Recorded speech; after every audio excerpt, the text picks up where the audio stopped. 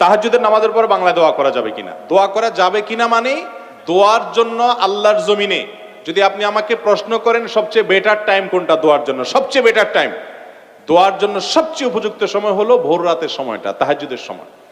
আপনি তাহাজ্জুদের পর যদি আল্লাহর কাছে একটু দোয়া করেন মন খুলে, চোখের পানি ফেলে, এই দোয়া কবুল হওয়ার সম্ভাবনা এত বেশি যে শুধু আমার নয়, অনেক উলামায়ে কেরামের সারা জীবনের অভিজ্ঞতার নির্যাস হলো দোয়ার মাধ্যমে, বিশেষ করে ভোর রাতের দোয়ার মাধ্যমে অসম্ভব সম্ভব হয়, অসাধ্য সাধন হয়। দেয়ালে পিঠ থেকে গেছে, আপনি সেটা থেকে ফিরে আসতে চাচ্ছেন, সেই জায়গা থেকে রিটার্ন করতে চাচ্ছেন। আল্লাহর শপথ করে বলছি, ভোর রাতের দোয়ার চাইতে, তাহাজ্জুদের ওয়াক্তের দোয়ার চাইতে কার্যকর কোনো সময় আর দ্বিতীয়টি। এজন্য ভোর রাতে দোয়া করার অভ্যাস করবেন। রমজান মাস আসছে, আমি সবসময় বলি ভাইরে, সারা বছর পারেন না ডিউটির জন্য, ভোর রাতে ঘুমায় থাকেন বুঝতে পারি, কিন্তু রমজানে তো সারি খাওয়ার জন্য উঠেন, অতএব শুধু সারি